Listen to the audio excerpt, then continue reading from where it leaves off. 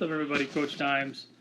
I want to talk about a pick and roll strategy I've seen early on this season, a trend I've found through some different teams, where teams are really trying to eliminate the tag man at all possible. So two ways they're trying to do that. They're trying to put teams in a single high tag situation, as well as having running guys off an exit screen. So what I mean by that is, you see here in the diagram, when they set that pick and roll here, you have a high tag situation here. So what I mean by that is the guy's up high. He wants to tag, he gets to tag him high. He can't tag him down low. So normally if the man's in the corner, he could tag low as he rolls to the rim. But since he's rolling to the rim from here, about even with this man, he can only tag high. Now as I dribble into to the right side here, we're setting an exit screen for a shooter coming off here. So you cannot tag out of these two guys because you're having to guard a shooter come off a exit screen on that side. So I've seen some different teams do this, and here's what it kind of looks like on film. First one here, you see New Orleans gets into their action a little bit. When they finally get into it, you'll see they have right here they go. Here's your high tag, right? Then you'll be sending him off an exit screen over here. So as he comes off the pick and roll, they dive the big. Okay, they only have one choice to tag. And they can tag with the high man up over here. He comes off. High tag comes and gets him, which leaves the shooter wide open, which is important to make sure you put a shooter there.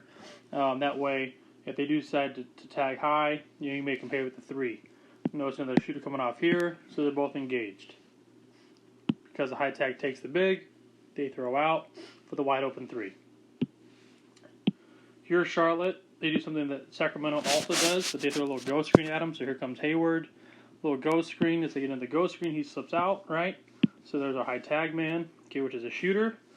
Right, their big's leaving early because his man is even with him and square to the basketball. He knows he's ready to dive.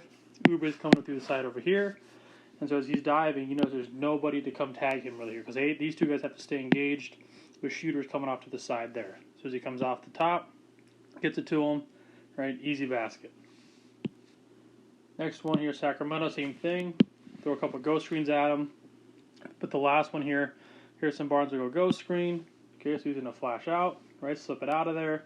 There's your shooter with the high tag. They're going to come to the ball screen. Okay, they just didn't really do an exit screen on this side, or they're super early. But regardless, bigs roll into the rim. We're coming off here. Steph is not going to get in the way of that lob, but they throw it over the top, which they do. Comes over the top. There's nobody to tag. Over the top of the big, go up and get it. You know, Steph, they throw it up the rim. Steph, any other little guard down there is not going to be able to get that. So, just so you can watch that one more time. They get into their action. Okay, they exit a little early. But again, because of how they have the high tag here, there's nobody in the paint down here to tag the big. So when he dives, it's Steph and him, and I'll take that battle every time. Now let's watch a couple of teams who do one of the two things, but not both. They either do an exit screen and they don't have a high tag, or what have you. So here we go with Indiana. Okay, so you'll see they're going to send him off here with the exit screen. Miles Turner's going to screen. They come off with exit. Out the ball screen. Sabonis is going to roll. Because he's sitting here in the corner, it's not a high tag. He's able to slide in. Yes, it's a foul, but if he wants to take this away, he can very easily take this away. So there he goes, diving to the rim. Now Sabonis has traffic. He sees a body here. Even though he has him beat, he still sees this body here. So yes, he gets fouled, but again, they have a high tag up here, right? Sabonis does not see a single body in front of him when he catches that pass. Here, Orlando does something similar. So they're going to run Cole Anthony off an Iverson cut real quick. Okay, so they initialized it, right? Here's the high tag, sitting out of the corner. They send us a flat ball screen, so he's able to dive to the rim, right? Okay, so they have a high tag, but they don't have an exit screen, right? They're just spacing on this side. So they just space to the corner instead of actually running him off a screen. If they actually came down here, so a little exit screen, he actually has to run off it, right? This guy's going to be engaged on having to get through a screening action. But because he's just spaced, he sits his butt in the lane. As the big rolls down, he's not really there.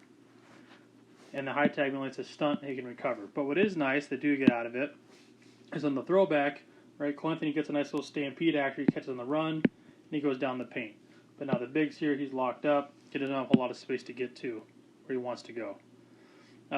So you can see the difference, right? So Indiana ran an exit screen but didn't have the high tag. Where Orlando had the high tag, right? They have the high tag here with Anthony, but they have no exit screen, right? They're just simply space, no exit screens, but they have the high tag. So that's why I think it's important to have both the high tag and the exit screen, and when you put those both together, I think it's really, really hard to guard the pick and the roll because there's not really anywhere you can tag from, and if you do tag from somewhere, you're going to have to end up paying the price.